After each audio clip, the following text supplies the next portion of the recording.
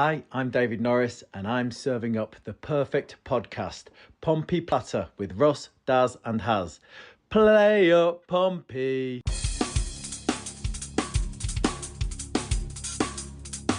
Murphy scores! A magnificent goal! That's just wonderful from Josh Murphy! Shaughnessy, great saving! Shaughnessy at the near post! Chance for Colby Bishop over the goalkeeper, off the post and into the back of the net! Colby Bishop! Lang's got his fourth! A fourth for Callum Lang! Well, hello. Oh, can I start again? No, that's going straight in. I'm going to edit it so that is in there. Hello, everyone, and welcome to the Pompey Patter podcast, Season 2, Episode 18. Pathetic Pompey beaten again. You missed Haz because there's shit on the end of it. Joined, as always, by Haz and Daz. How we doing, boys? Got over the weekend? Sometimes maybe good, sometimes maybe shit. I failed to see the good.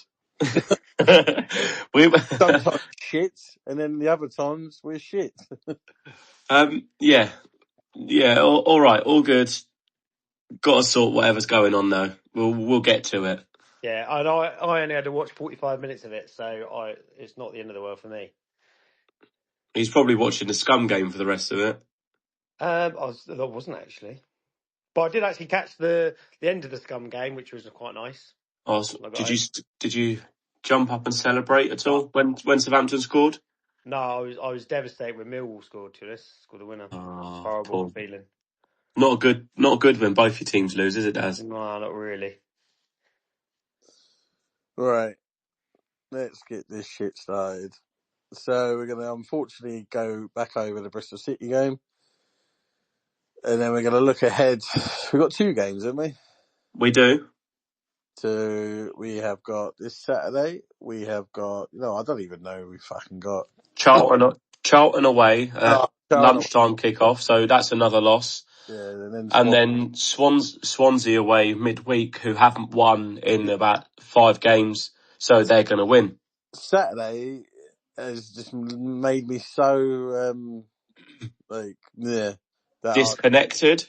That I just haven't thought about Pompey all week. No, me neither. I've tried not to, because otherwise it just makes me depressed again. It's a real sad affair at the moment, and I hate it when it gets to this point. I think it's because we started, compared to last season as well, we started the season, I'm going to go straight into it.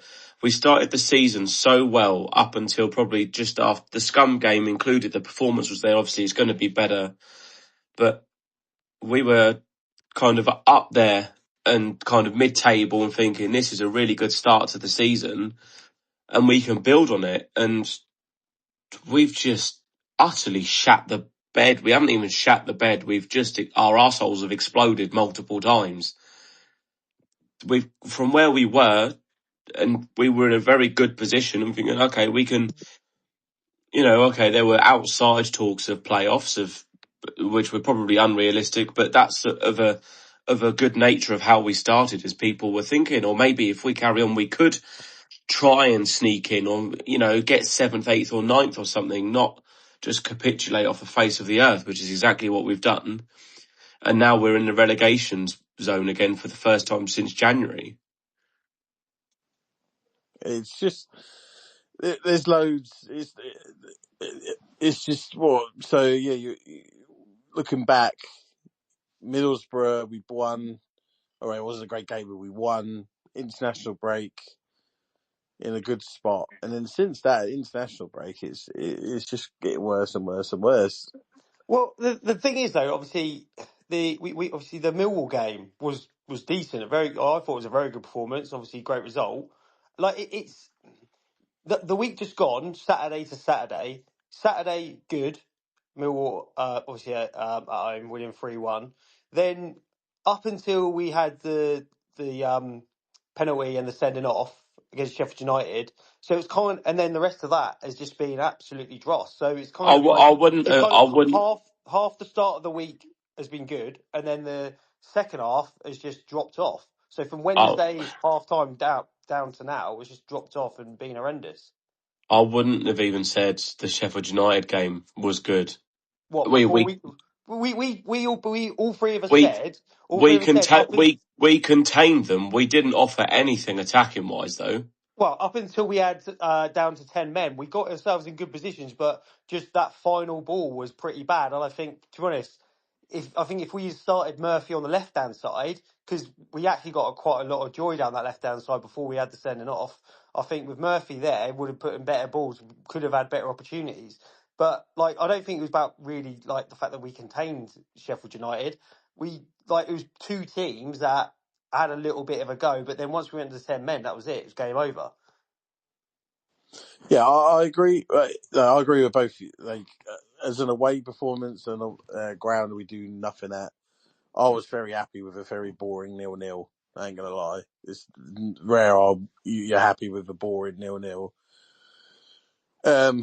But what disappointed me Saturday is not even just necessarily like a lack of performance. It was I was sat there watching Regan Paul and Josh Murphy shouting at each other. There was other cases where players were bollocking each other. Never seen this under Vecino. No matter what's going on, there's always been good team spirit, and it's a really worrying sign when players are starting to get heated at each other. The thing is I don't even. It was at that moment Regan Paul tried to play the free kick quickly, and the referee's the one that pulled it back. So I'm not quite sure what Josh Murphy was having a go at Regan Paul for when it was the referee that pulled it back. Yeah, but there was other, it wasn't even just that. They were. Marlon Pack was in his old ways of like when we played Plymouth, and he shouted at Oluwayemi when he gave up. Pack all fucking game, to be quite. Pack didn't do anything, and when he did something wrong, and then shouted at other people and blamed them. There was a moment where it's not captain material. I'm sorry. You're meant to be a leader. That's what I'd expect from a kid. No. As a captain, you can get up people's arse and you can. Not when you're at fault. You can. You definitely no, not when you're at fault. Obviously, no, I know when that. He gave the ball away. There is nothing wrong with getting onto people and bollocking them and telling them what they need to do and sort of trying to get standards higher. Well, if you've made a mistake and that's on you, then you've got no leg to stand on. But no, trust me, the way he was going about it wasn't it was like he wanted to have a go at them to put them down. Well, sometimes, obviously, some people need it. It's this football. Sometimes at the highest level. Well, obviously, Pompey's not the highest level, but it's a very high professional standard. It's not nice. It's sometimes it's a bit of a horrible place, and sometimes you have to be an arsehole to get people going, or fucking sort of put a rocket up people's arse. It's just the way it is. I personally just expect better from a captain. I agree with Daz that you need a captain who's willing to bollock, but I also agree with you, Haz, because there was a moment in the first half where Pack was way out of position, allowed them to literally just walk through our midfield, eventually decided to go over and try and do something, and they nearly scored from it. And he's bollocking everyone else when he was the one out of position. Exactly. I haven't got a problem with what you're saying, Daz. I do agree with that to an extent, but when you're at fault, don't come calling and blaming everyone else and start shouting at other people when you're the reason of it. Yeah, he's part of the reason why we conceded the goal, because he went to press and Dazzla decided to drop back and make a back five for fucking some bizarre reason. Marlon Pack pressed, so all it took was one pass into the midfield, and we had 5v5 gone through the 5 attackers because Pack had joined up, and there were 5 defenders, and then that's how they had so much joy, because our 2 midfielders just split. One went and pressed, one joined a back 5, and then what a surprise! The guy in the middle had about 20 yards around him to do everything with the ball he wanted. Yeah, They're both experienced players. They should be knowing whether they press or whether they not. it was But just, we know that Dazzla and Pack doesn't work together. It didn't work together last year because if you're going to play Marlon Pack in midfield, you need a midfield three. So you've got two able runners next to him or in front of him. He hasn't got the legs to be able to running and pressing people at the intensity we want. And it also makes Dazzla look shit as well. You either have to play. There was nothing wrong with Kosnovsky's performances, by the way, the last few games when he was playing with Dazzla. It's another case of we're playing the new guys. He's done it with LaRue a couple of times as well. Okay, LaRue's not been as successful, but he hasn't looked half bad. And considering where we are, why are we not sticking with these players for more than 2 games? We're reverting again back to where we are. And this is where it goes on to Messino's fault, because we're having instances of adapting. Like we did against Wrexham. We adapted and we changed to a back 3 and it worked for a game. What was the next game after that? I can't remember. Where we lost, didn't we, with a back 3? Hull. Birmingham? Hull. Oh, yeah, that's it. So we lost that. It didn't work. So immediately, rather than stick with it and try it for a bit longer, we immediately went back to a back 4. Then again, we played Kosnovsky and Dazzla. It worked for a couple of games. And then rather than stick with it, okay, it wasn't as successful against Sheffield United, but obviously the circumstances we've admitted, the circumstances played a massive factor in the result of that. Rather than keep with it because it actually didn't do too badly, Kosnovsky was doing all right in that deeper role. It's a role we haven't seen him in, but he did okay. It was allowing Dazzla to progress into that box-to-box midfielder, which is where he is best at, and Dazzla wasn't having to do the running of 2 midfielders. So why is he then bringing Marlon Pack back in? Why are you not sticking with things that are working? Stop reverting back to type. Dazzla and Pack didn't work last year, so why is it going to be any different when they're a year older now? I know why he brought Pack in, and this part worked. We needed the height and the physical presence for defending corners. Was it for Marlon Pack's really, really, really, really, really good long throws? No, it was literally because Pat did, to be fair, really help us defend corners. Like, we were really good at it because we had that bit of height and a bit of power, which he does offer. But that's literally the only reason why I could think he was in the team, because.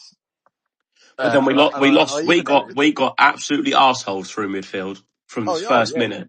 Yeah, it was, mate, horrendous. I normally moan when fans boo. I wish I could join them, but I've never booed a Pompey team in my life, even under jacket, and never will. That's just my preference. I don't believe in booing. But I'm not one of these that get mad when people boo. Only if it's stupid, like you're 0-0 at half time, first game of the season, and people boo. That's stupid. But I get the boos. I get there's people wanting Messino out, the Eisens out.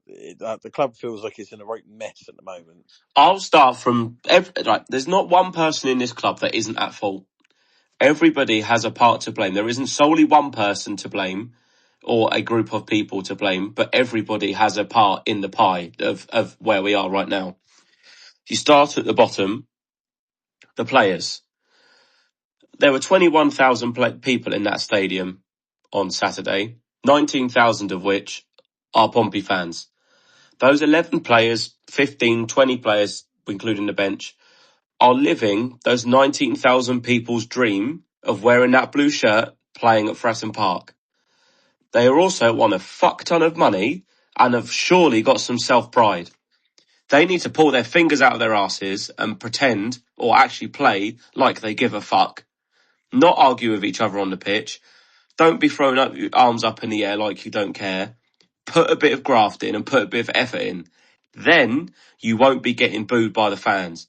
If we get outplayed by a team, then that's like we did against Coventry, not a problem. Because if you lose to a team better than you, no worries. Because at least against Coventry, we tried. We put in some kind of a performances and we pushed Coventry, who we can see are a very good team. So that's the players. Sort your shit out. Then you go one up and you go to Messino. He is being too stubborn in the way he's playing. in the style, in the formation, in the tactics and personnel, reverting back to type too often. So that's his part. Next, you go to kind of board level almost of Rich Hughes and Andy Cullen. Well, Rich Hughes has signed these players. Some of these players are not good enough. He also came out and said in the news today or the other day that signing Franco Ume was an educated guess. We haven't got time for fucking educated guesses. We knew we needed a right winger. Letting Matt Ritchie go and having that thing with Matt Ritchie is not a problem. He wanted to play more, no worries. It's ironic that he'd probably actually have played quite a bit by now anyway, but that's fine. We needed an out-and-out right winger to someone, you won't get another Josh Murphy. He plays for Newcastle. But you need someone else that's an outlet on that right wing, because we don't have anyone at the minute. Because Lang, Segacic, and definitely not Connor Chaplin, none of them are out-and-out right wingers. We've got too many number 10s, and we're trying to shoehorn them, and that comes into the Messino thing of square pegs and round holes. So Messino's got to find a way to get the best out of these players in a better formation. And if it's not having Marlon Pack in midfield and it's having Kosnovsky or, whatever, you got to take out Josh Knight as well. I mean, fuck me. Awful. Oh, it was horrendous. Honestly, it was like watching Sid the Sloth in defence. It was just literally every header clearance he literally gave it back to them. But again, he needs to be dropped. And if he's starting on Saturday, I'll be very disappointed because Hayden Matthews is another player who came in. Okay, he didn't light it up in defence, but the own goal he conceded, he was trying to get the ball out so he could get down because he had cramp. Up until that moment, the game previous in that game, he was actually doing okay. Again, he was then dropped again, which is kind of not really justifiable in my opinion. But going back to Rich Hughes, you've then got the fact that the players that he's signed and he's got with his scouting team, clearly some of them are not good enough. And of course, then you have to go to the owners because ultimately they're the people that own the club and fund it. Rich Hughes, it kind of trickles back down then because Rich Hughes can only buy certain players with the smallest budget he's got, which is from the owners. So Rich Hughes can only buy them certain players. He gives them to Messino. Messino can only work with a certain amount of shit that he's given. Is he trying to be told to make a fucking 3-star meal from the Savoy Grill at Gordon Ramsay, but he's been given a Happy Meal. Then you go back down to the players. Some of the players just simply aren't good enough. So everybody is at fault from bottom to top. But ultimately it comes down to the top, right? If we go down, that everyone's played their part, but ultimately January this is probably the biggest window that they've had as owners, because they've got to go out there and give Messino 5, 6, maybe 7 signings that are gonna impact us. We need 5 or 6 Rob Atkinsons like last year. I thought about it though. I think 5 is what we need. 5 players. We need a left back. We need a dominating central midfielder. You need a left-footed centre half, a striker, a right winger, and then the other 2 you mentioned. Yeah, so it's 5.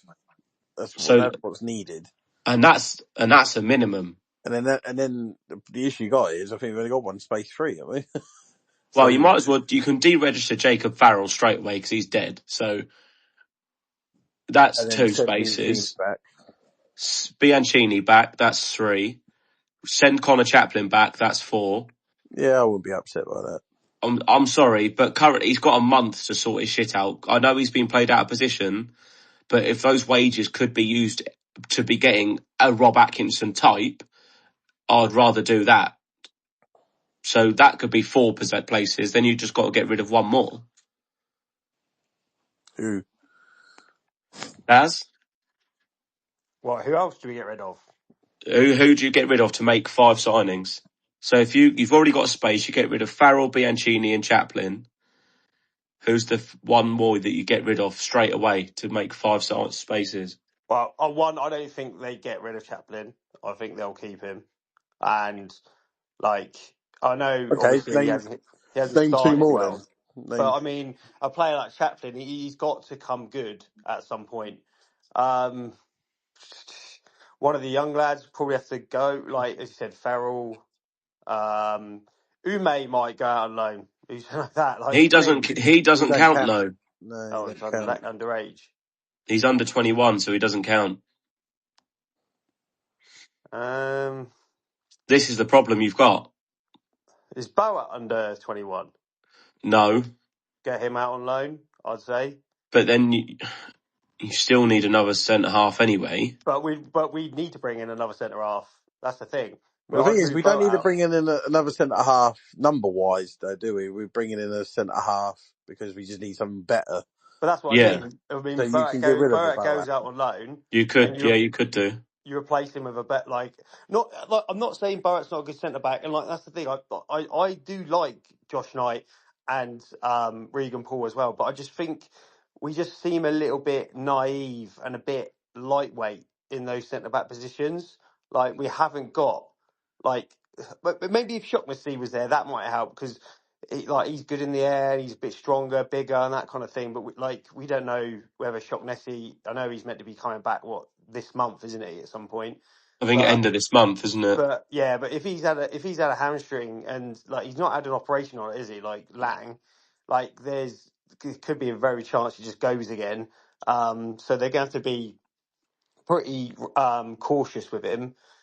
I'm not going to name a centre back who we could bring in because I don't know who's available. So there's no point in like second It guessing needs to who. be a Yeah, left-footed centre back. yeah. We need a Rob Atkinson like type, like big, wins like can win the ball, big and strong, like and can be a threat in both boxes.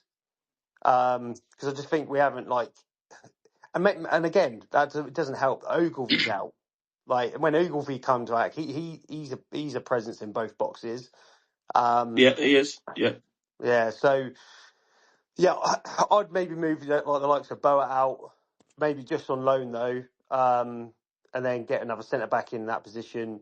As you said, Farrell does need to go. Whether or not I mean, you got to try and shift a lad who's played like twice in 2 seasons. I think you just terminate his contract and let him go back to Oz. Yeah, but how long has he got left on his contract? 6 months. Yeah, he might want to see like if he's not got a club to go to, he might want to see that 6 months out, make his money, then go. And I wouldn't blame him to be honest. It's like who'd want to leave themselves in a position where they've got no money coming in and they're injured. Like I know it's not ideal, but I mean we pay like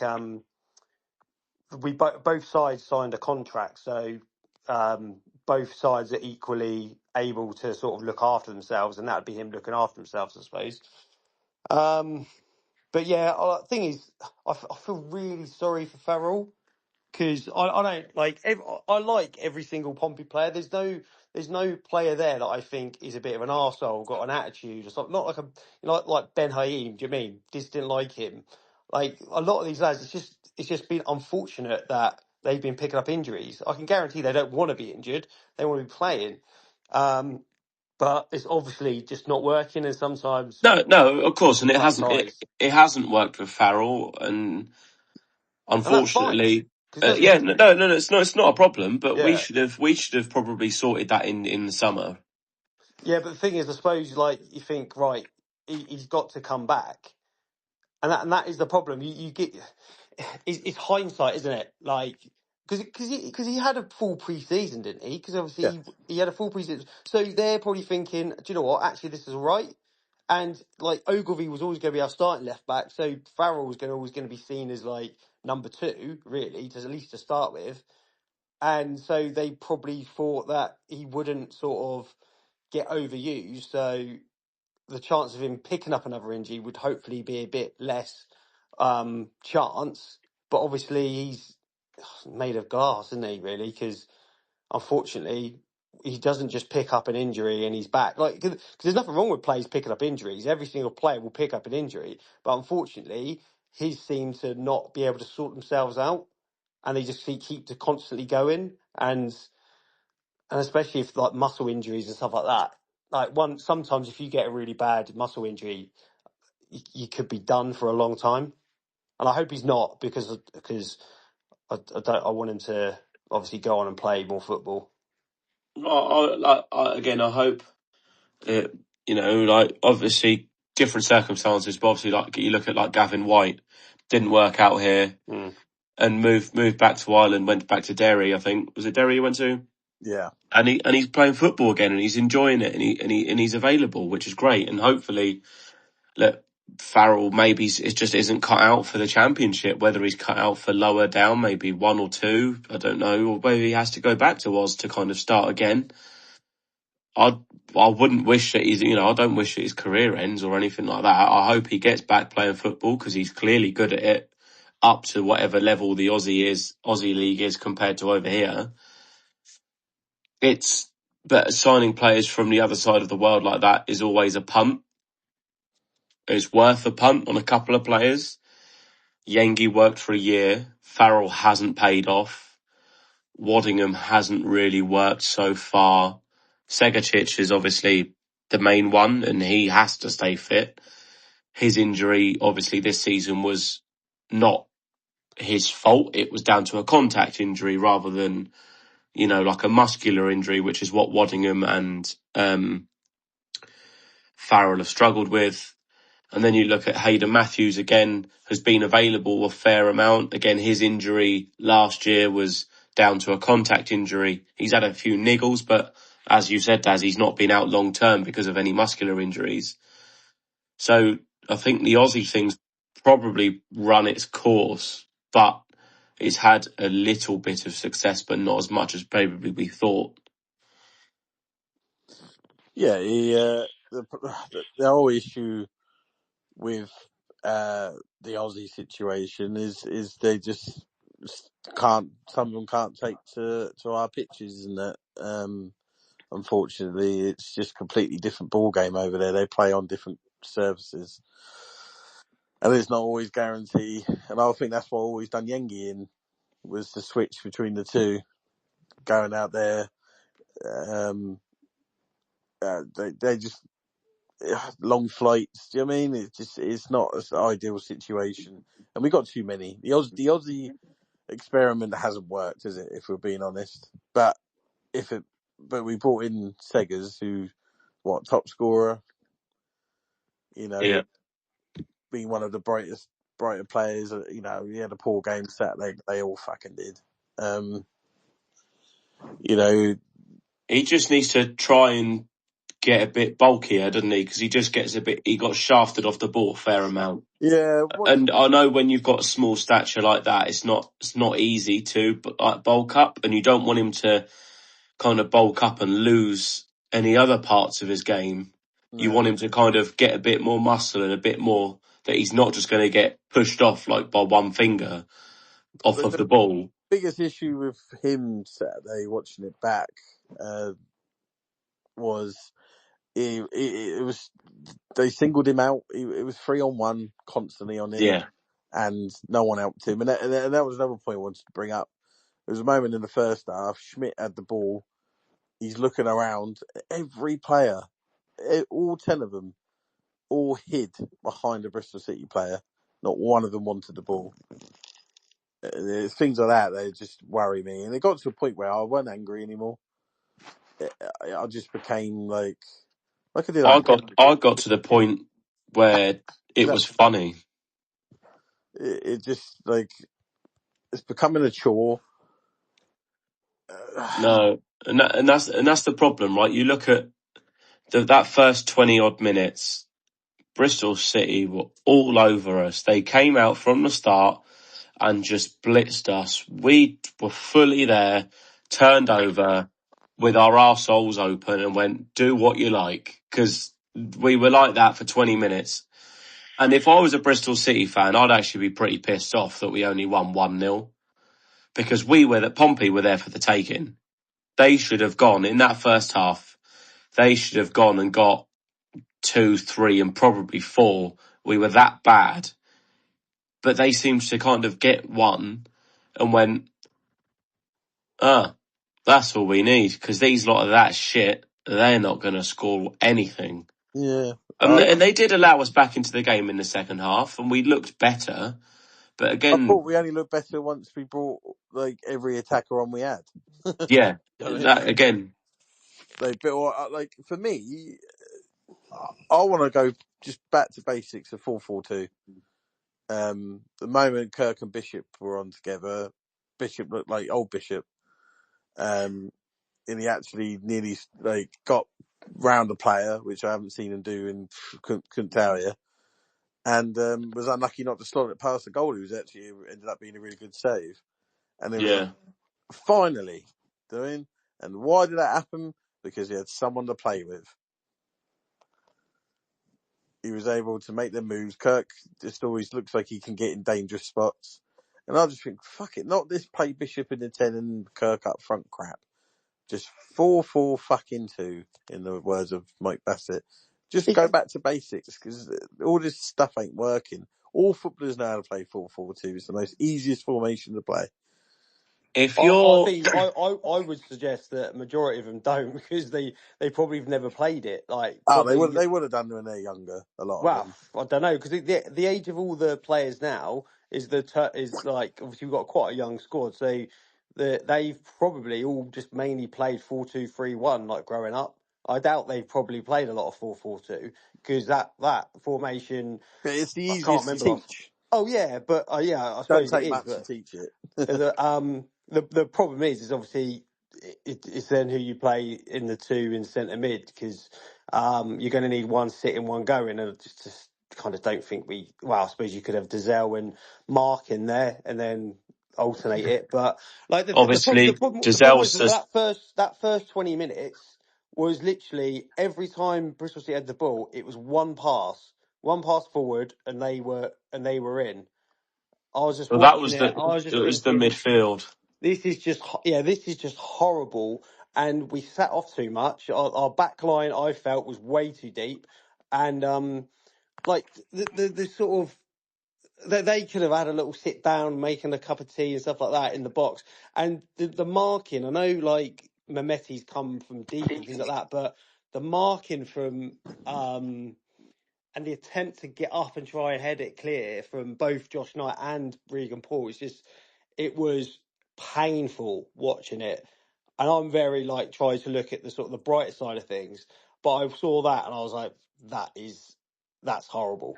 Jordan Williams, I thought, had a shocking game as well. Yeah. Everyone did, to be honest. That was, well, I said I only watched the first half, but that first half, I could not have picked out anyone that played that I could have gone, do you know what? Even though we've not been good, he's been decent. He's been decent. And Well, obviously, the problem is when you like sort of when everyone's bad, or the majority of everyone's bad, it's hard for someone to stand out, I guess, because it's just because even the attacking players they didn't really do anything. Bristol City had our number at the back, so yeah, it was very frustrating to watch. Just put it that way. It was extremely frustrating. it's just something's got to change. You can't carry on. So playing devil's advocate, do you sack the manager? No, Not yet. You no. can't yet. But the thing is, like as I said, like start of the week, Millwall at home. I think personally that was our best performance of the season. But then a bit like what I said about Wrexham, is that because Millwall was so No, poor? no. I It think weren't like we played a good Millwall team. They turned up. It was a good game, good battle, and we beat them. They were crap. Yeah, but that as I said, that could have been down to us playing well. Like I thought we were very decent. Okay, maybe Millwall weren't at the levels they were at the other day at home, but I don't think we can like sort of every time we play well and it looks like the other team don't play well, take that away from our players and like sort of say, well, nah, like we only won because they were shit. Like, I think it was that the Millwall game was a mix of Millwall weren't quite at it, but we were, and we punished them. yeah, Which is what we were really good at last year, is taking advantage of the teams that either thought they could just walk through us, which Bristol City literally did every day, all game, or all the first half. And teams that came here and played and like passing it, and we did it. We pressed them, and I don't understand why we aren't doing that. This possession-based shite is still persisting, and this is where Messino is at fault for part of it. He's persisting with this possession-based passing its full sideways, backwards. Just fucking get it forward, because the players that are going to have most effect on the game are the players like Josh Murphy, Segacic, Lang, Bishop. It does make an effect.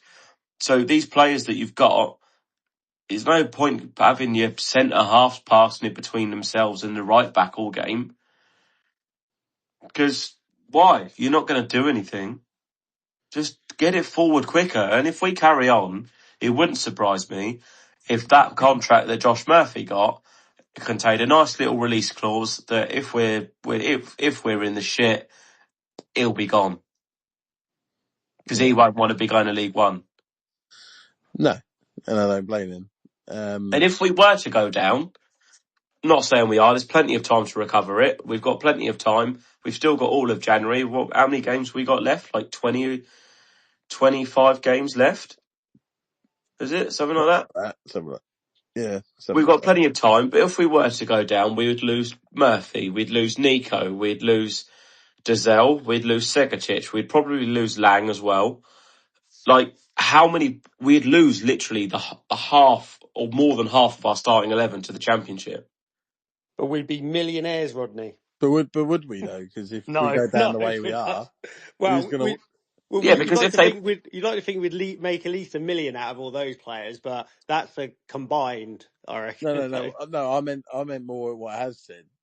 Are they going to be snapped up if they're playing as shit as they are? Who's going to want them other than Murphy? But maybe again, who's going to want them? But it's similar to. It's kind of like. It's like Man United, right? Just because they're on now. The players that they've got are better than what they're playing, but part of it is down to the manager and formation, what they're being forced to play in. If they played in a better formation, you'd be getting a lot more out of certain players. And it would be the same for us if we were to go down. Part of it is on the players, yes. But if he's going to persist with this possession-based football where it's not working, then put Josh Murphy in a counter-attacking team that's get the ball forward as quickly as possible, aka us last year. You can see what he can do. So at what point, do we look at, if we lose our next 2 games, is Messino's job at risk? No, he needs to, not until the end of the January window can we look.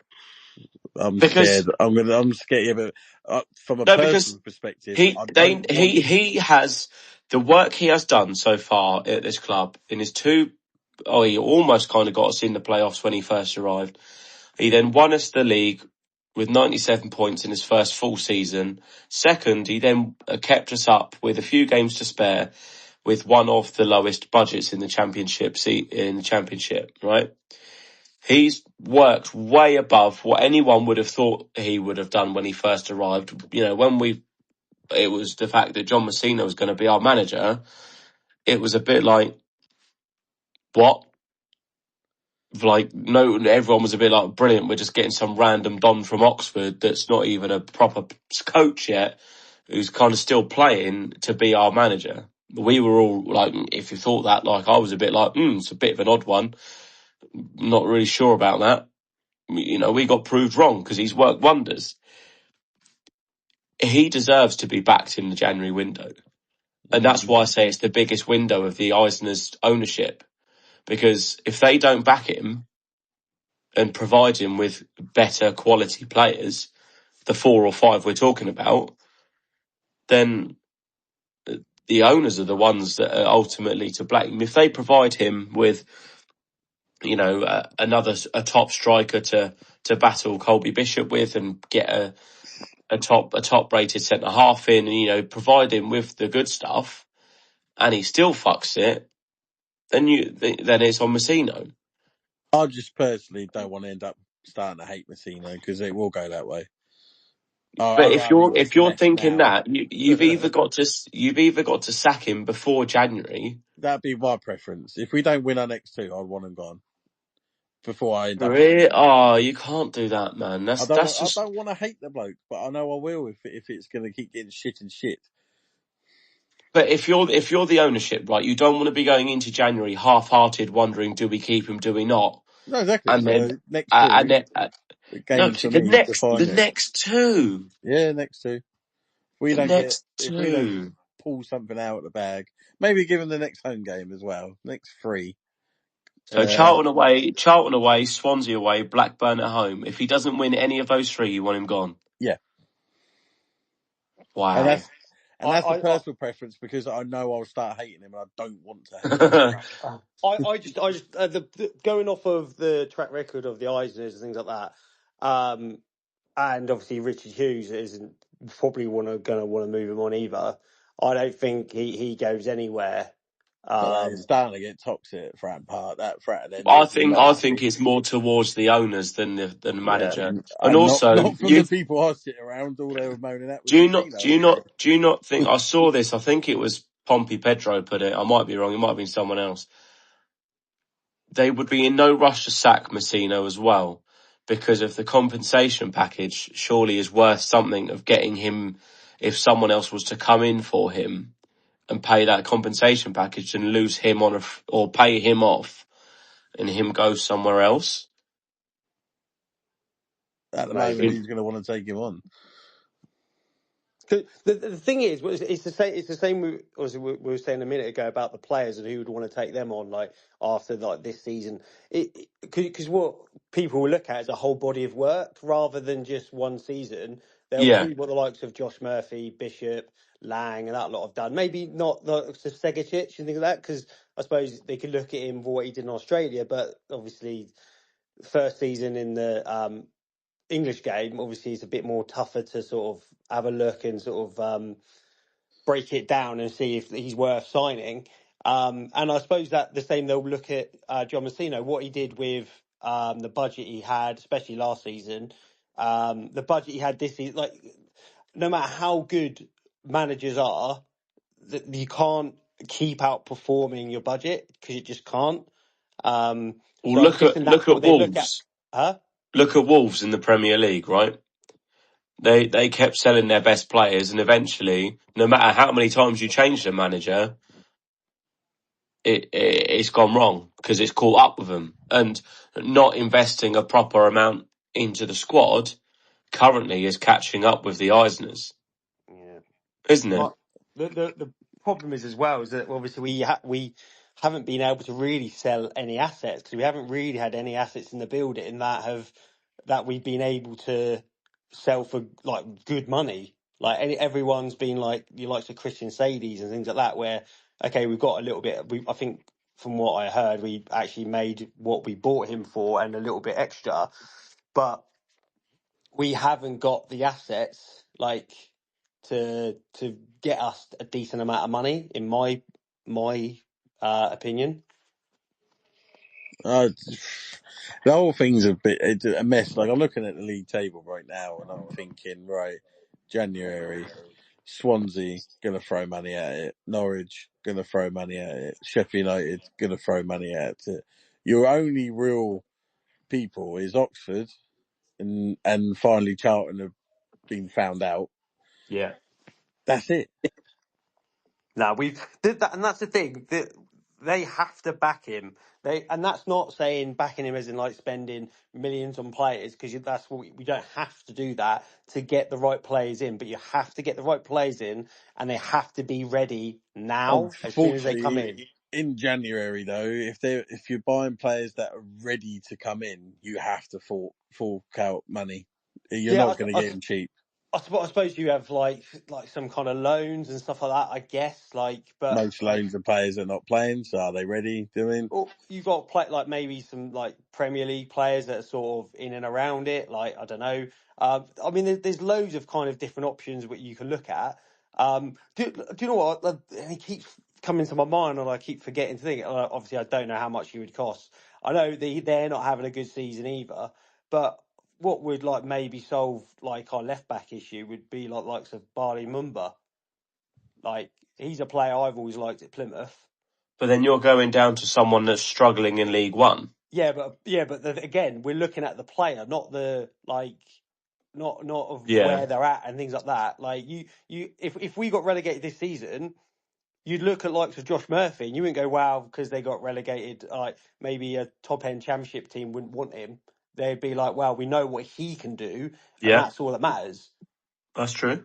Yeah. But it's not. It's just that it might not be that. But it's Barley Mumba. Like I think he like obviously I know they got relegated last season, things like that. But I think out of all the sort of left backs and that maybe a viable option, that one that's like springs to mind that would be able to come in and play straight away. And I think he's rapid and he can play higher up as well of the pitch as well. So, but I don't know. Like at the end of the day, we need to get the right players in. And I'd guess, but I really would hope that the list is there and they need to go for it straight away.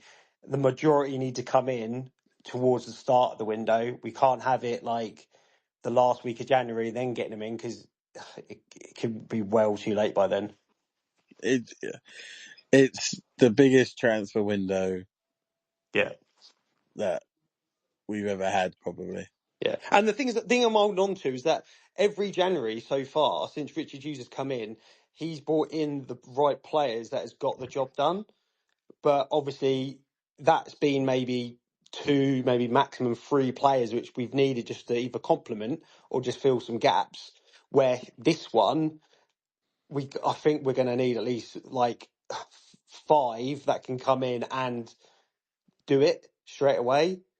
So it's a big job for him, and to be fair, if he gets it spot on, then fair play. But the issue I have, and I said this to my mate the other day, is that we can't keep relying on January to help get us out of something. Or like obviously when we won the League One, that was kind of different. But last season we needed certain players like centre backs and stuff like that because we didn't really get enough stuff in summer.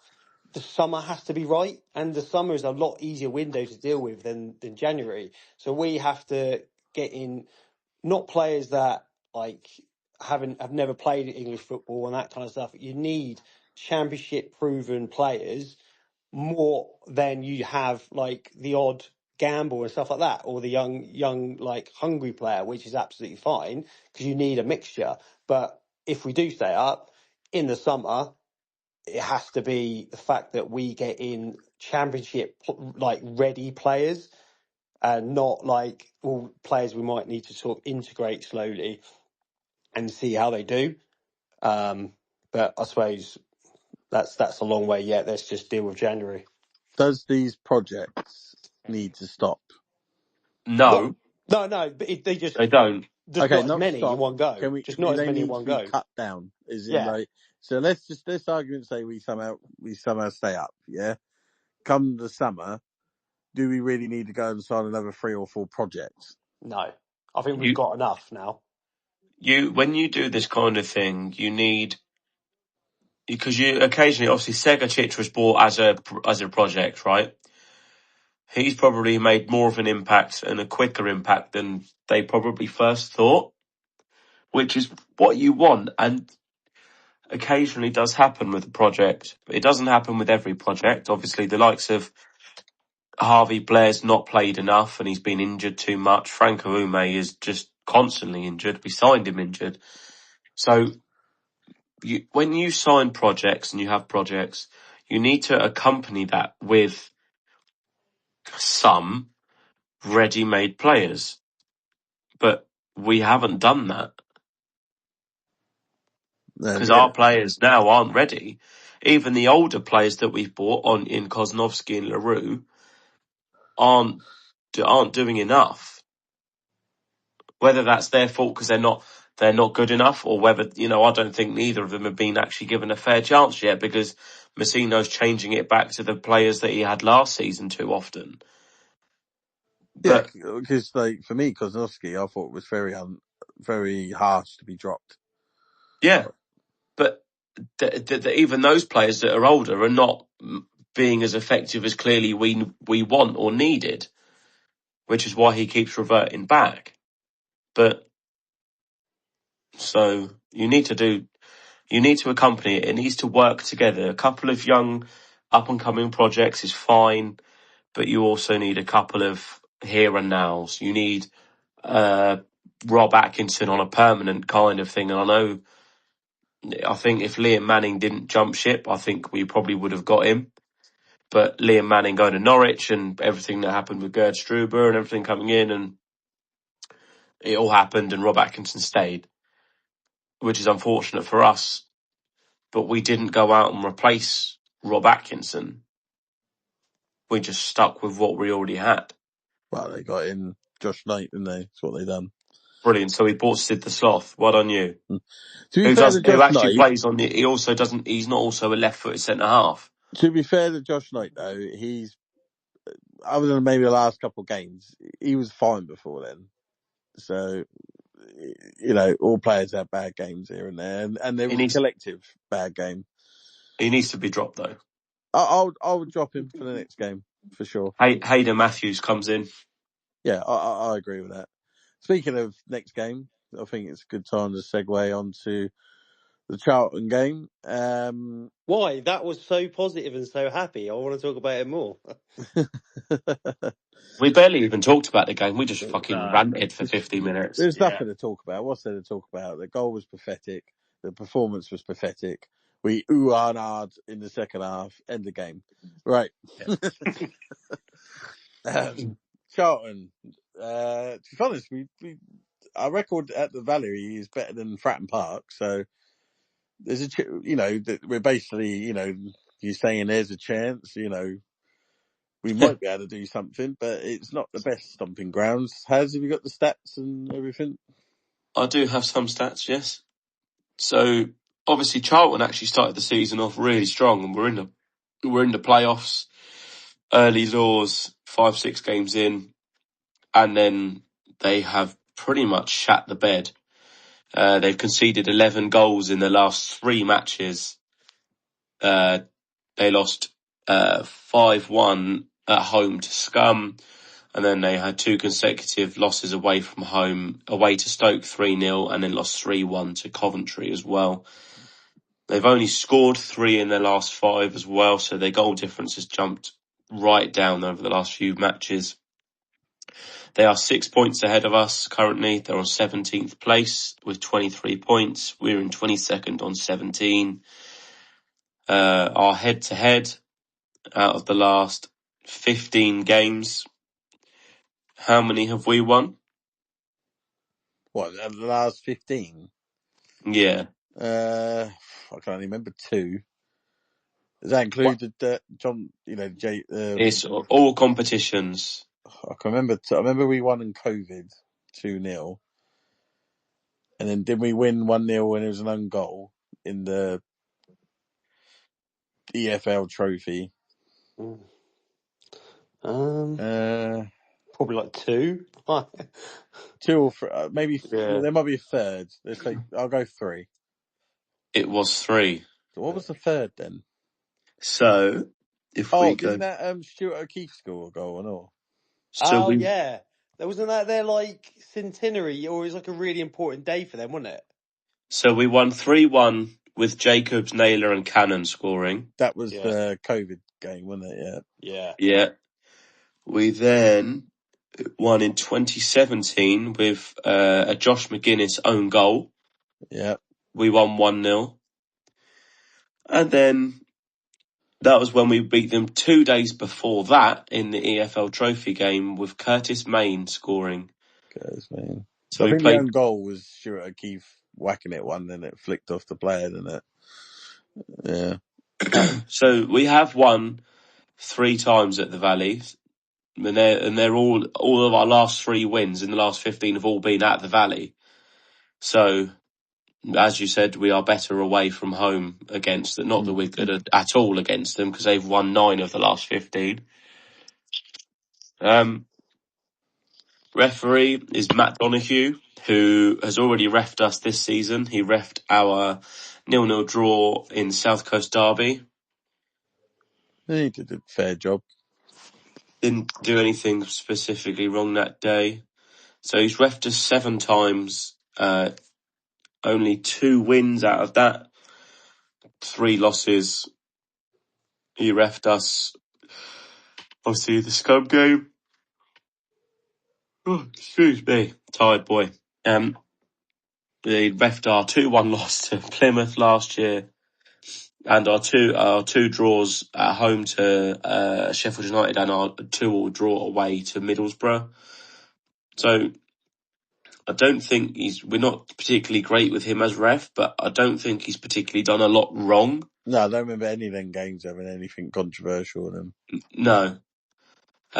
So when I get the fixture predictions up, I don't believe any changes have occurred again, because we all went for Pompey to beat Bristol City, and obviously we didn't. And we didn't score, yay. And we didn't even score a goal, because we're fucking shite. What's the yellow card situation with this ref? He's not really a card guy. It really does vary. So starting from kind of match day 1 going on, it's 1, 8, 3, 6, 5, 4, 3, 4, 8, 0, 0. Blimey, that's really all over the place.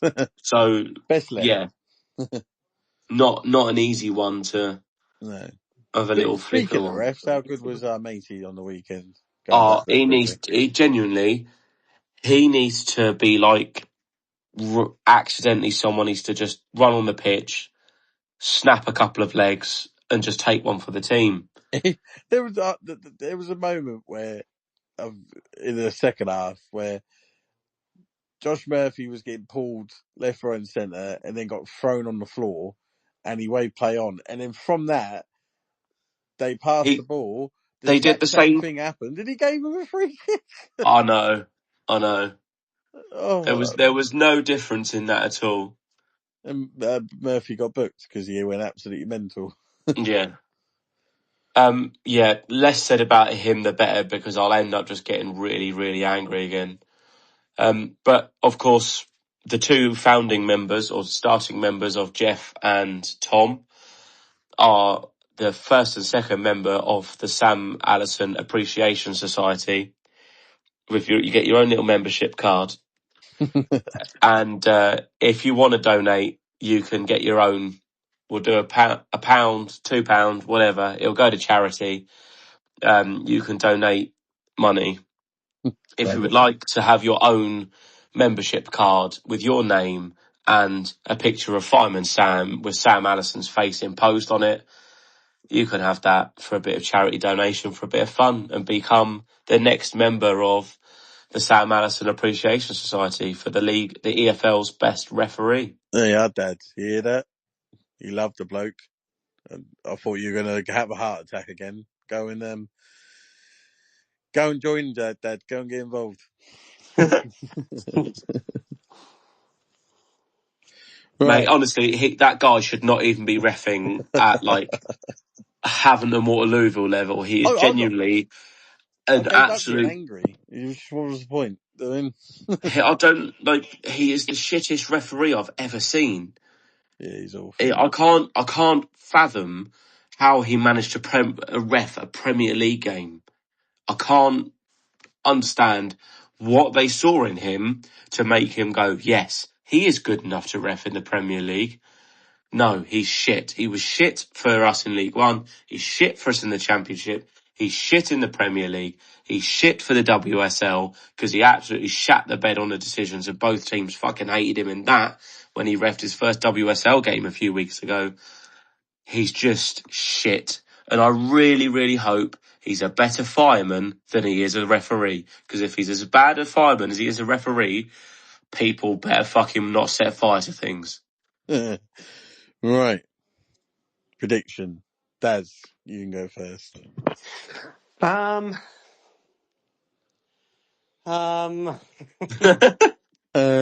you know what? 1-0 Pompey. Bish. Okay. Has. Bit of reverse psychology, I think. I'm going to go for a 2-0 Charlton win. Again, reverse psychology. Ooh, that means you get to pick a Charlton player to score. It is. We'll go for... Having a quick look at who they've got. Let's go Harvey Nibbs. And right, so we've got a winner, a loser. And a draw. I'm going to go for a draw then. I'm going to go for a 1-1 draw. And I'll go for Seggers to get a goal. Lovely. And unfortunately for us, I say unfortunately politely, that isn't the only game of that week. Next, Swansea. Yes. And we've actually found a team who are currently in worse form than us. Which means guaranteed 3 points for Swansea. Congratulations. Exactly. Congratulations to you, because they have not won in their last 5, or in fact they've lost the last 5 and haven't kept a clean sheet in their last 9 games. They are currently joint on points with us. They are better. They are 1 up position-wise because they have 1 better goal difference than us. They have scored 3 more than us, but also conceded 2 more. So their last 5 results have been a 2-1 away loss to Preston, 4-1 home loss to Swansea, to Ipswich, a 3-0 away loss to Bristol City, a 2-1 home loss to Derby, and then a 3-2 away loss to West Brom, which they were actually 2-0 up in within 11 minutes and threw it away to lose 3-2. Our last win, boys, away at Swansea. Well, Greg Halford score? Yeah, like we had like Nugent and all that lot, wasn't it? Yeah, it was 2-0 or 1-0? Neither. 2-1? 2-1? 2-1. There you go. Halford. And your goal scorers? Was he attacker? No, Halford is 1. He scored the second. Nugent? Correct. So Nugent scored first, Halford scored the second and scored the winner. Obviously, last year we drew 2-2 away from home. That was when a little dancer, Josh Murphy, decided to chest it, loop it up over the defender, and then put it in the far post. Please, can we do that again? Please, Josh, if you're listening, come on. You've got this. We believe in you. I'm saying it half-heartedly because I just have no fucking belief that we're going to get anything at the minute. Oh, God, why do we like football? Referee is Tom Reeves.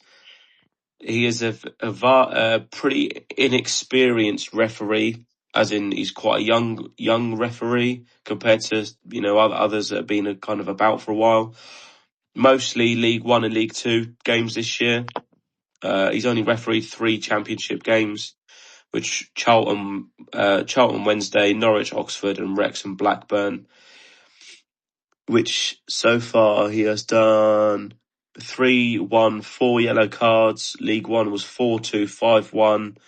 League 2 was 5-2, 3-4, 6. So a bit more consistent, but still not massively high.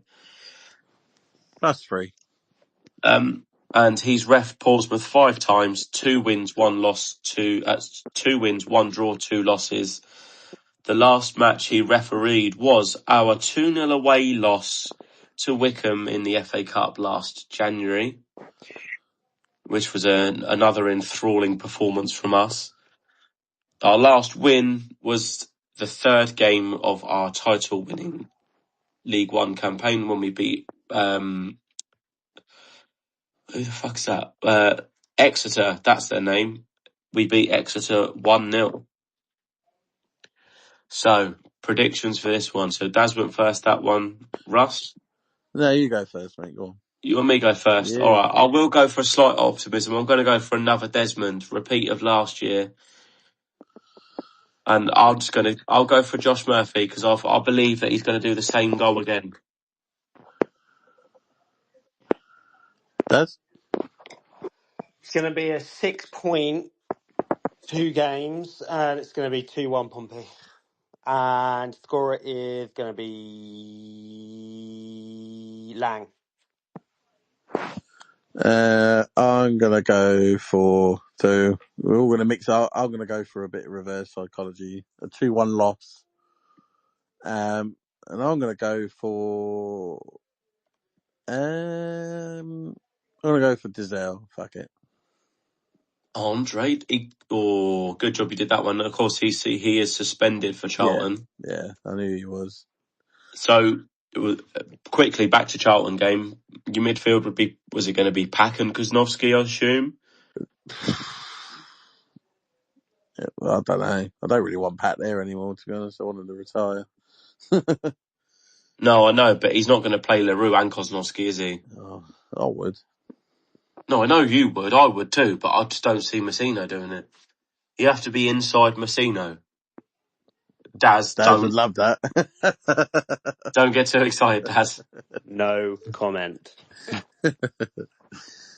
That's his dream By ruined. the way, we both went Daz. Yeah,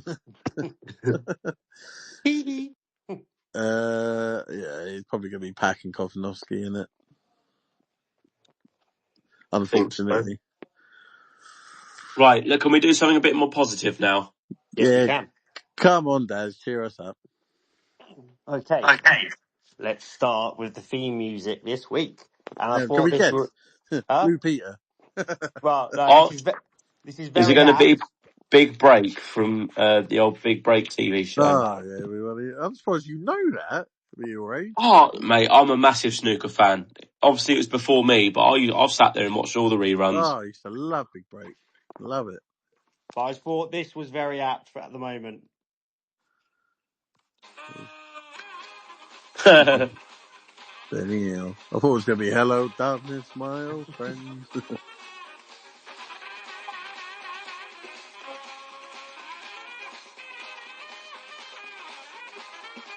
Shit. If anyone wants to put a compilation of all of our defensive mistakes to that tune, please do it, because we'll share it on Twitter. Yes. So, boys, we are doing goals and appearances for all time for Pompey. I'm going to be using Transfer Market, so give me a little couple of seconds whenever you do it to make sure you find the player in questione. What was it again? Sorry, I wasn't listening. So it's going to be appearances and... No, sorry, it's not that. It's going to be goals and assists. All time Pompey players. Goals and assists. All glad time. I asked. Huh? I'm glad I That's asked. the thing. 'Cause I was like... And then as I was saying it, I was like, that doesn't sound right. Because I'm pretty sure I've already done appearances. But I was like, that's why it didn't sound right. But Pompey, yeah, for Pompey, goals and assists. So that's why I said about having to take a bit of time because I need to add them both up. I'm using Transfer Market. Okay, so obviously before we do the next clip, who went first last time? I can't remember. I know I threw one out.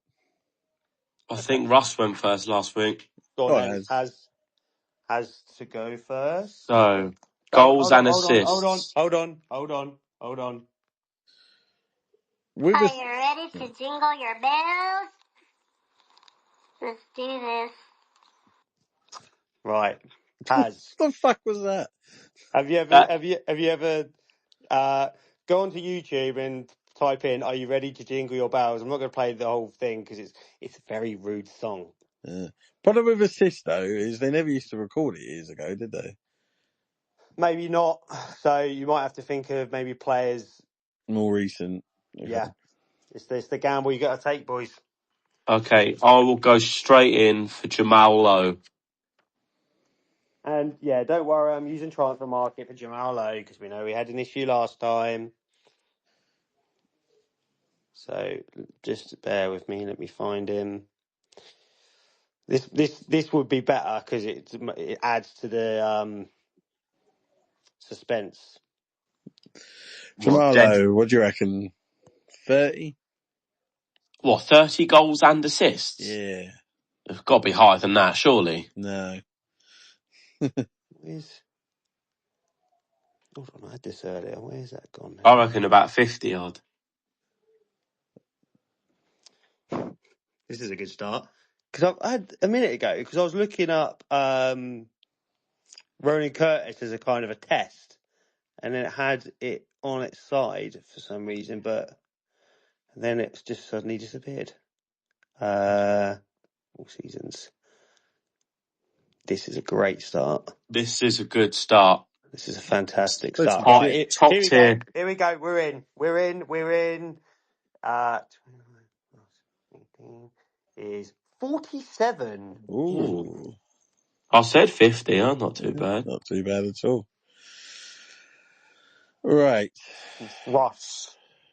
What does that put me on, Daz? 454. See, like I've seen this game obviously online and people doing it. But then I realised the other day it's because like the people playing the game have got someone behind the camera, probably got two people searching for the Yeah, stats. they And I'm got their doing it myself. producers, didn't they? Yeah. Yeah. Yeah, and they edit it to make it sound like it was flowing. Yeah. Yeah. This is flowing Which is perfectly. what we can Seriously, do. man. What you can do, Has. This is I'm flowing not perfectly. I'm not sitting here and editing every single answer. I ain't got fucking time for that shit. Right, I'm going to go more. I doubt there's going to be any assists on the list. Mm-hmm. So I'm going to go just for Guy Whittingham. Guy Whittingham. He's retired apparently. Is it? Yeah. I thought he was still playing. He could probably do better than Colby Bishop right now. No. Well, apparently anyone can I don't score think. against our back line, which I don't think is technically true. Let's get down here. Stats all season. And we've got 29. Must have had 100 goals at least. Well, transfer market's a load of shit because that says he scored 29. Hold on, maybe that's an older thing. He's got 29 Well, that's goals. what it says on transfer market. There, you got that 40 in one season. Yeah, so I'm just gonna Google that and Wikipedia that because that's bollocks. That's what on transfer market it says he Transfer scored market 29. probably shit for older stuff, to be fair. Guy Whittingham. We're just gonna go off goals, obviously. 88, there you go. Have you found it? Yeah. Oh, hang on. Plus his 7 when he came back. So what's that? 95? 95. 95, there you go. So you've got 88 plus 7 plus 4. It's got here. Oh, I missed the 4. I'll Yeah. take the 4. So 88. 99. 99. Got there in the end. As I said, it makes it more fun, this, because Haz. Let's go for his partner. We'll go for Walsh. Well, I'm going to have to put that in Wikipedia as well, aren't I? Because let's face it, if Guy Whittingham wasn't on transfer market properly, Guy Whittingham isn't either. Guy Whittingham wasn't on the transfer market. Guy Whittingham isn't either. Oh, sorry, did I say Guy Whittingham twice? Yeah. Because I was reading Guy Whittingham. I was trying to get rid of it. That's why. That's it. I thought he would have got more than what I'm about to say. It says here. About 20 for odd, what? I reckon. 19. Yeah, he didn't score many. Really? I thought he'd done better than that. Nah, he weren't much of a goal scorer. He was more of a He probably had a lot of assists, but they're not record down. No. They never used to care. No, I don't ever remember as a kid people giving a shit about assists. No. Right. Brett Pittman. Oh, you bastard. Brett Pittman. Playing for... Is he playing for Downton at the moment? Oh, he is playing for Downton at the moment. I forgot about He's changing clubs every couple of weeks at the minute. that. Yeah, Yeah. why not? Let's have a look. 42. 50. That was you, Russ, wasn't it? Yep. It was. Haz. Ronan Curtis. I Yep. know they're much earlier. Good shout.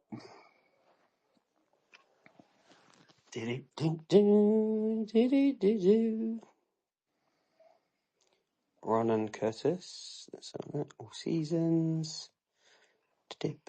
Actually, Ronan Curtis was the players I was looking at. He was the one that gave me inspiration for the goals and assists, actually.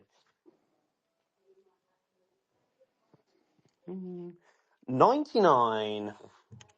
Nice. Take that. God, he got a lot of assists then, didn't he? Yeah, he got 42 assists. Wow. Bloody hell. That's a lot. He's very underrated, Ronan Curtis. 226 games. I didn't realise it was that many. Right, I'm going to really make this hard for you now. And I'm going to go someone really, really old. Just because I know he scored a lot of goals. Dougie Reid. That's a bit before. Only just a bit before your time. How do you spell Dougie Reid? Is it E-R-E-I-D or... Yeah. R-E-I-D. Yeah, I think. Did you just say how to spell Reed? E-R-E-D? R-E-I-D, I said. It did sound like you said that, Haz. But you can spell it R-E-E-D and all Yeah. that stuff. I I thought he spelled E-Red. I was like, I think he did. Because I heard the same. 129. Nice. we need a new darts host. One that can spell. As long as you can count. And it's Dougie Reid. It's Dougie spelled D-U-G-G-I. Yeah. Didn't know. Hey, Dougie! Hey, Dougie. I love Dougie. Quality program. It is good. All right. Woof woof. Bloody hell! I don't know who to go for because he's a bit ahead of me. I think. What's Yeah. Russ on? What am I on? 223 and you're on 336. I wouldn't be worried about the assist at this point. I'm just going for goal scorer there. Yeah.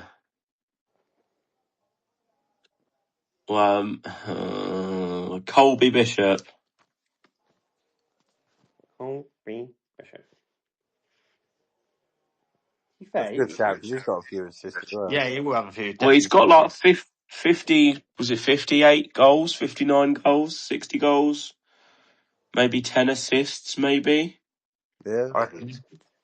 You're looking at about 60, 70, surely. When my computer decides to load. Where are we?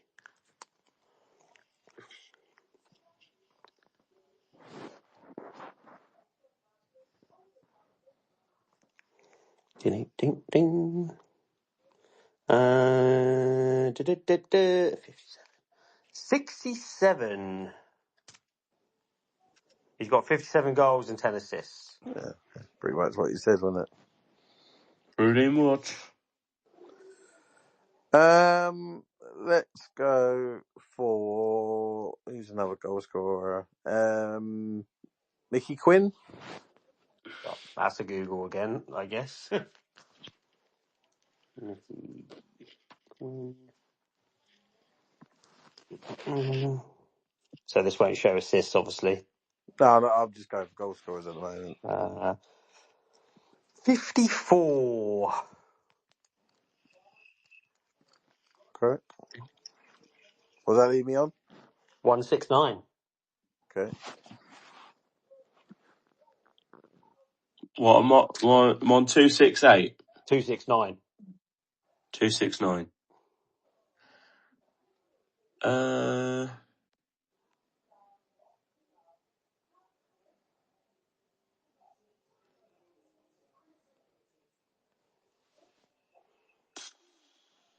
Let's go for the yak. Yakubu Aimbengi. What's that? 30 odd, 40. I don't know about assists, but goals. 30. What do you get? 16 in his first, 14, just 30. So, yeah. 37, I'm going to guess goals wise. Altogether, 47, 42 goals and 5 assists, apparently. Nice. Well, we've got 168 with it. 169. 169. Okay. Who else is a goal scorer?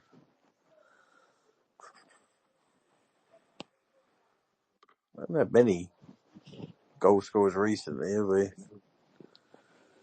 Other than like Bishop, obviously. But already been said, so let's go along the lines of maybe someone with a bit more assists. Matthew Taylor.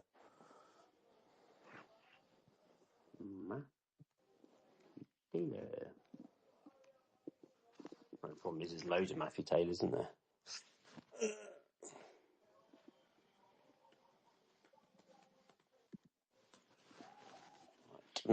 He's retired, left midfielder, age 44. Have you got his address there as well? No, but he used to go into a clothes shop in Winchester quite a lot when he was at Pompey. My brother works in there. He used to go in. More stalking from Daz. Yeah, another stalker. 44. It's probably why he moved away. Okay. Definitely not the reason.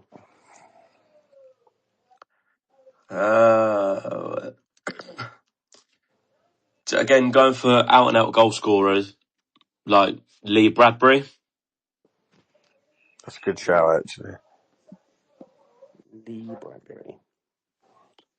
Just thinking of more of the goals. I'm not going to be able... I know there's going to be like some real old players, like probably from like the 40s or 50s that have got fucking like 190,000 goals. Yeah, I was thinking but someone like Peter Harris, but I reckon he might have like 200 odd. see, that's 43. 43. That was in like 2 different times, obviously. Yeah. Alan Bailey. Gee, that is definitely a Google.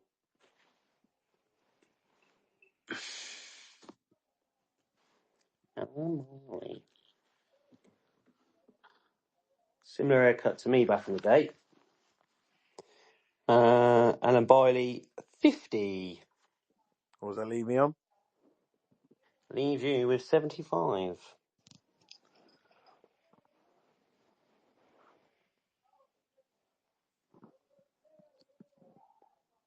Harry.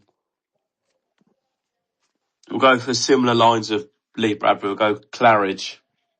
Oh, that's who I was going to go for next.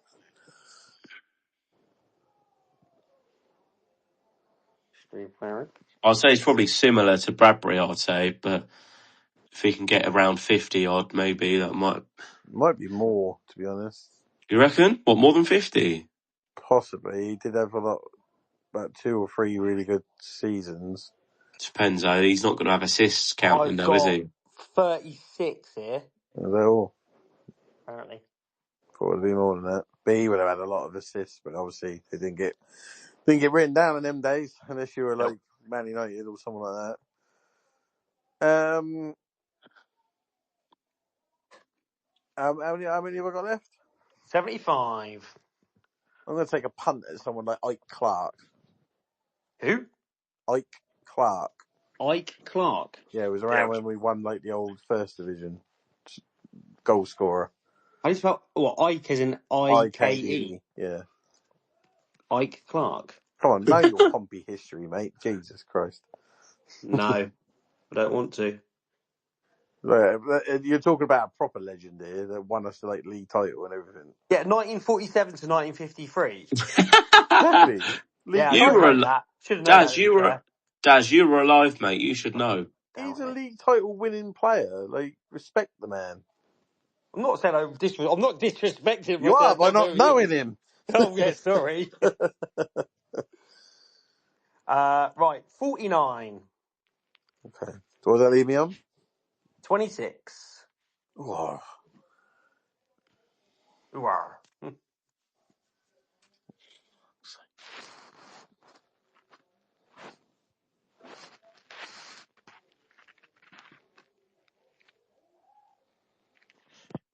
Peter Crouch.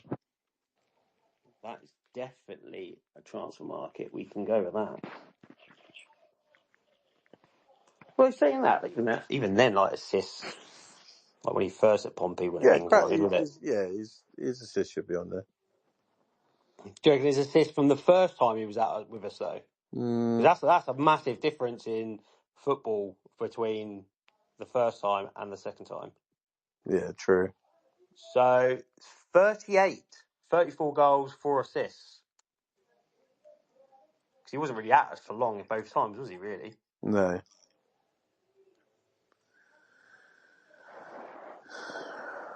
26. You have to win this, Russ. I'm still on 105. Oliver Hawkins. Oliver Hawkins. That's not a bad shout. That must be up there. We'll have a look. We'll definitely have a look. Yeah, because like obviously that season, when we should have gone up, like his assists must be pretty decent. Yeah, I think he got about 5 or 6 just in that one season. And he was here for a few years, wasn't he? So. Oh, 27. Oh. So -1. So, Shout. do you want to have a go?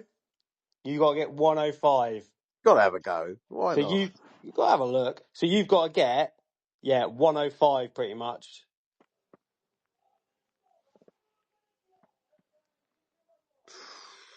That's hard. Because we've named all the goal scorers, haven't we?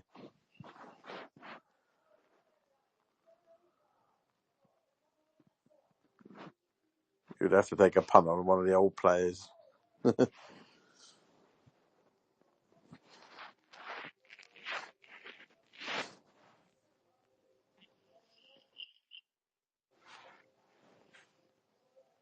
What are we saying, Haz?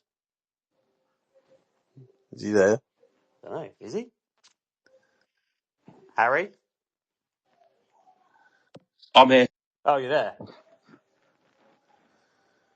Do you want to have a guess? Is he there? He's Is he gone on winding mute us again. up? I don't know. Hello? You all right? Yeah, You I don't know there? what's going on. I must have double pressed it. Oh, right. Um, Well, you've got to hit 105 on the nod. there's an old player, but I think I'm getting his name confused with that guy that won I'm a Celebrity, which was Fogarty, but it's something like that. Jack Froggatt. Yeah. It's not a bad shout. It's only because I've been told about him from the old father-in-law. Yeah, he was a real, he's another league title winning player. So I'll go with him just because it's an old guy I've been told. So I haven't got a fucking clue who he is. But, His granddaughter played for the women's as well. Oh, really? Oh. Unfortunately, that only scored you 65. So Oh. this is quite ideal because, Russ, this is just for you.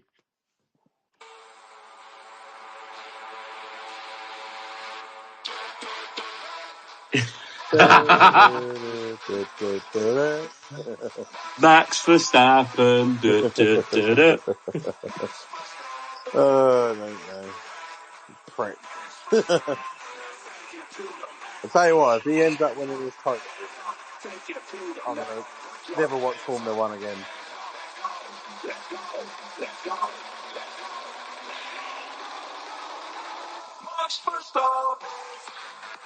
Right, you turn off now.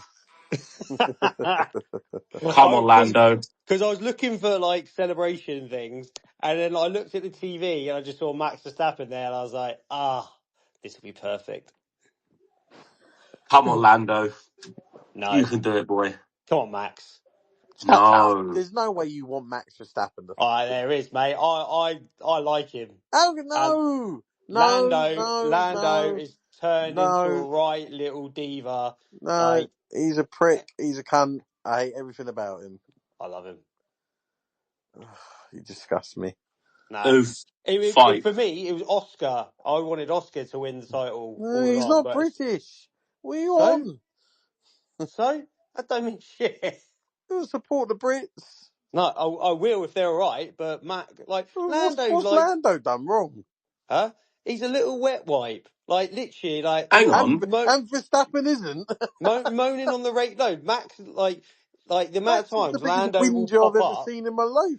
Lando like will pop up and wanting to like make sure that Oscar like has to swap positions with him and stuff like You that. can't say that Lando doesn't deserve it. He's got the most first places and podiums this year. The person that deserves it will be the person with the most amount of points. But what makes me laugh is the way you just described Lando is nothing compared to what Verstappen's like.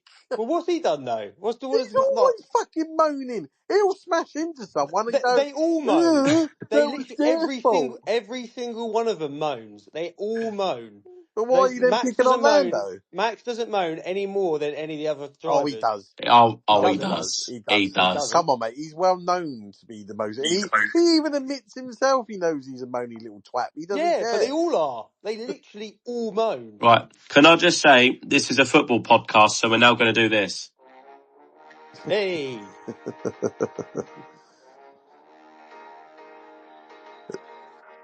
While this music is playing, if anyone wants to take Daz's place, I've lost all respect for him for like Verstappen. Please DM me on Twitter. More than happily would get rid of the bald prick. I'm getting the Max Verstappen song back up. There we go. I don't know what's Right. worse. He likes Verstappen or he's a scammer in disguise. I'll be wearing a Saints top watching the race on Sunday. I know you will. Really? He's probably got a picture of Christian Horner on his wall as well. Oh, God, that's worse. I'd rather, like, if I had to pick one, I would pick Verstappen over the two. Come on then, Daz, cheer me up. Right. I was all right until Daz just pissed me off then. He's rattled him. He's got him rattled, boys. Right, clue number one. I was born in the same county as my first club, which I made the most appearances for in my career out of any club. If that makes sense. Do you want me to say it again? I think it makes sense. So basically you're saying where the club that this is in, what county this club is in, is the club he played the most football for. And it's the same county he was born in, yeah. Okay. So that could be Hampshire and Portsmouth. Alan Knight.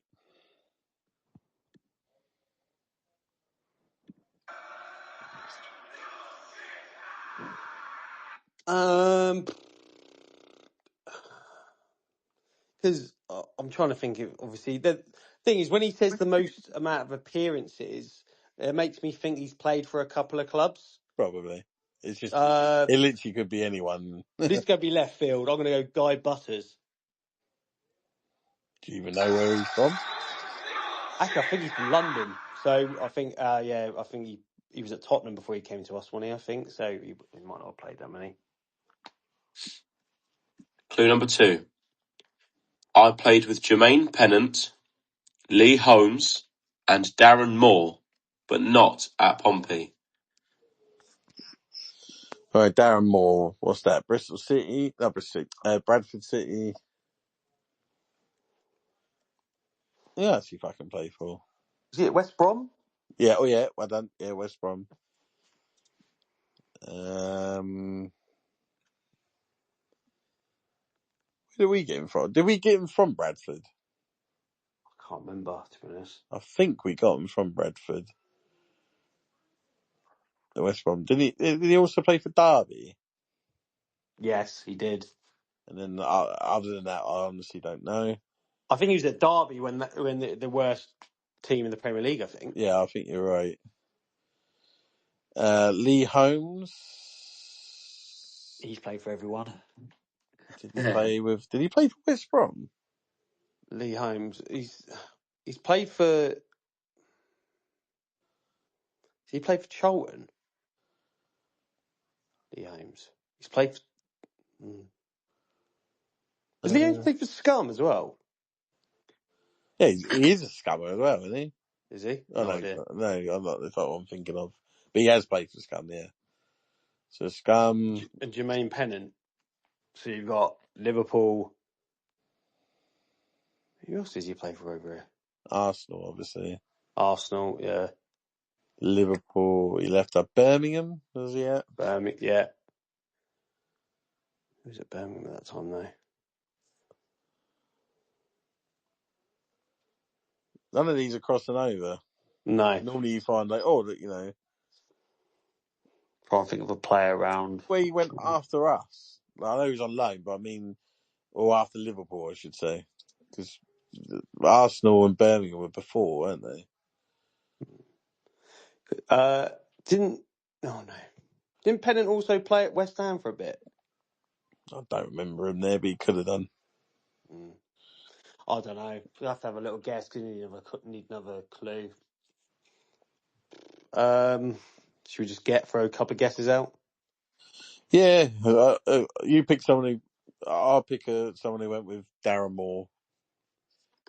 I'm going to push more for a West Brom player. Russell Holt. Wow.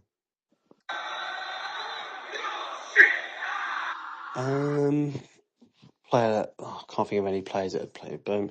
Just go random. Nigel Quasi.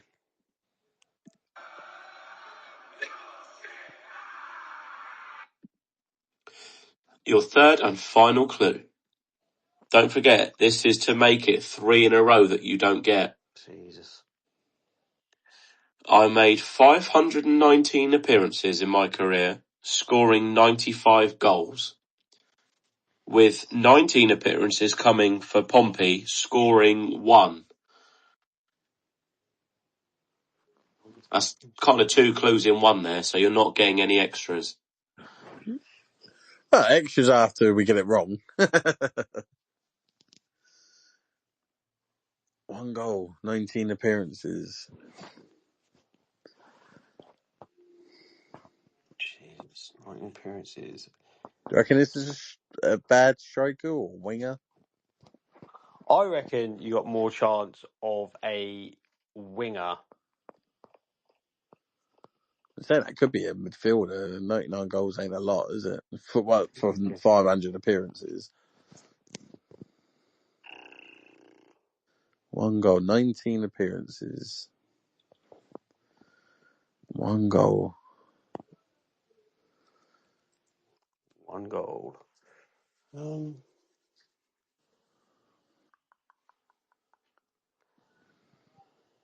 This is a toughie.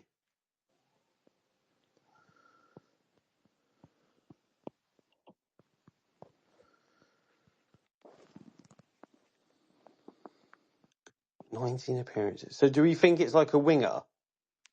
Did Glenn Little score for us? Do you know what? Glenn Little was the first name that came to my mind.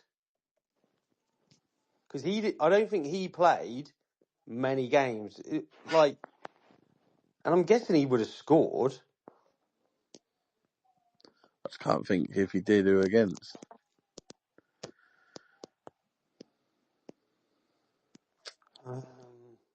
Because he was unbelievable against AC Milan. Saying that though, he's a Londoner, and I swear he spent most of his career at Burnley. Yeah, no, I think you're right.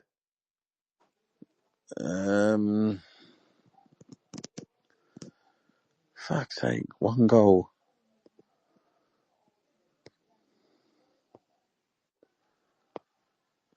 What about Wayne Routledge? Could be. I know he scored 1 goal. He got against Man United, didn't he? And is he a Londoner? Played for Spurs, played for Palace. Yeah. I'm gonna go for him. Wayne Routledge.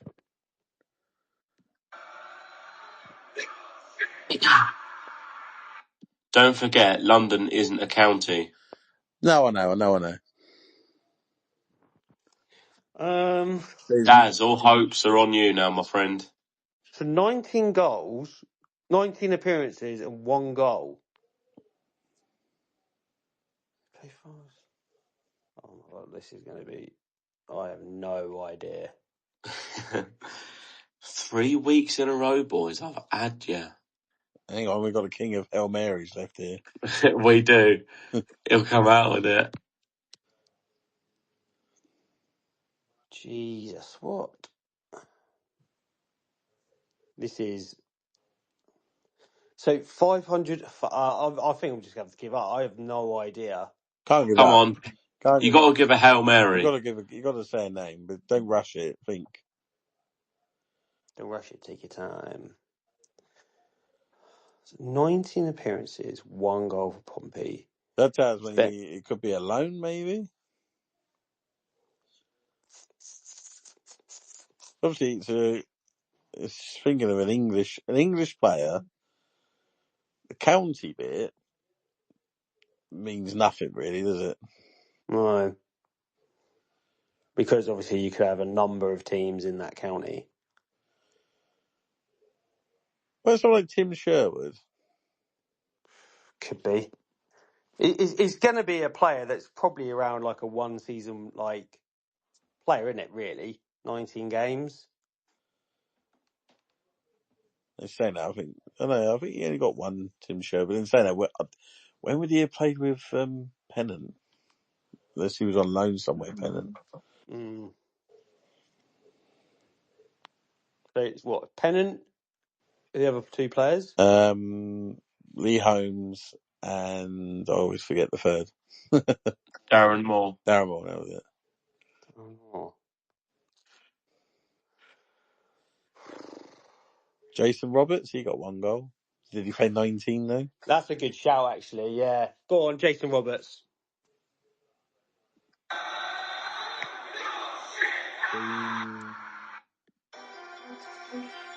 Daz. This has been the worst week of my life. I need clues. Where did he play with these players? Boys, 3 weeks in a row you haven't got it. Yeah, well, we'll come back stronger next week. Honestly, 3 weeks in a row. This is the best I've done. Right. What are you wanting, lads? I've given you quite a bit. I want to know what clubs he played for with these 3 players. Oh, West Ham had just equalised. I don't even know Man United are winning.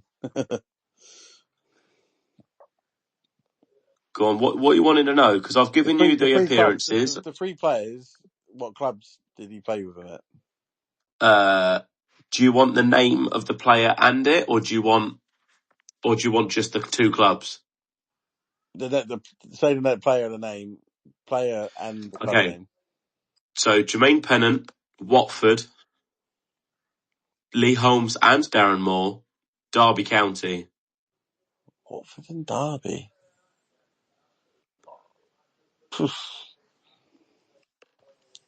Nothing sticks out there. That's what she said. What county is it? Derby County. Well, that's the first question where you said about what county? Hertfordshire. Oh, I don't know. I genuinely don't know who this is. No, I can't think. Oh, boys. Right, last clue is the year he played for us, which was the 2009 to 2010 season. Oh, not that Tommy Smith, is it? That is correct. Yes.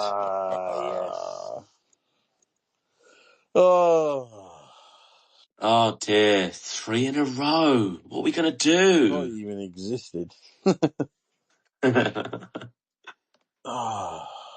That's annoying. I remember him being at Watford. I don't remember him being at Derby. Oh, well. No, I can't remember Derby, actually. Right, any other business? Don't think so, I'm alright. I was just going to say about the Spurs game. Did you see the penalty that was given? No. To be honest, mate, Pompey, I've barely kept up with football. They pissed me off that much. Oh, it was Bentancur was holding Dan Burn, but Dan Burn also was holding Bentancur. The ref didn't give it on the penalty. They had hold of each other, and it was a 50-50.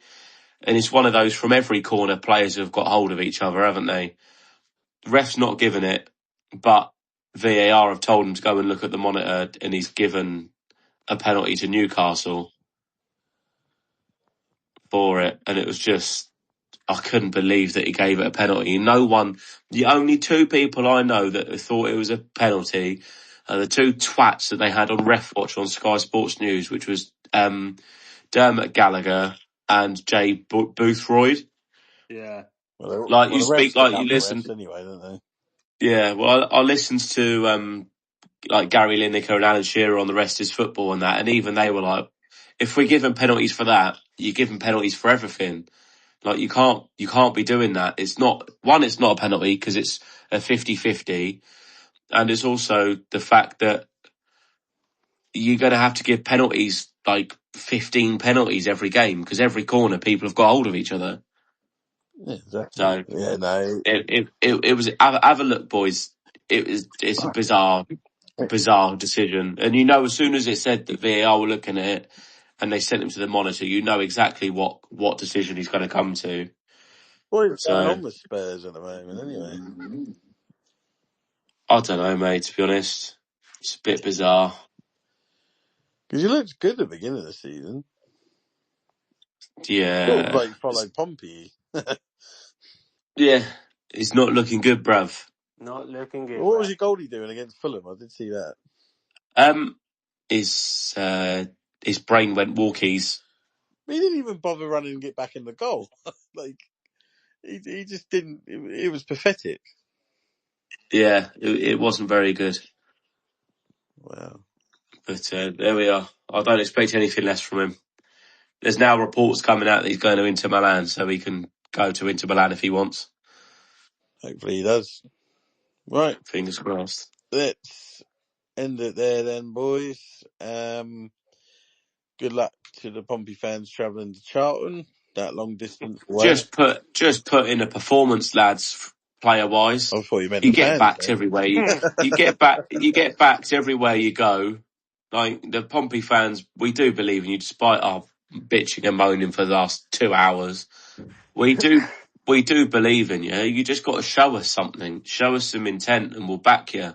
You turn over and get arseholed again, like you did against Bristol City, and you probably will get booed. You'll get people chanting various people to get out. Just show something. Show you've got a bit of fight and a bit of spirit. That's all we ask. And if you get beaten by the better team, not a problem. Just show something. Yeah. Well, hopefully Pompey get a result in the next 2 games. Lando Norris wins the World Championship. Yes, please. And and I can be happy, which is what all that matters in this world. Is my happiness. Yeah. Right. Good night to you all, and see you next week.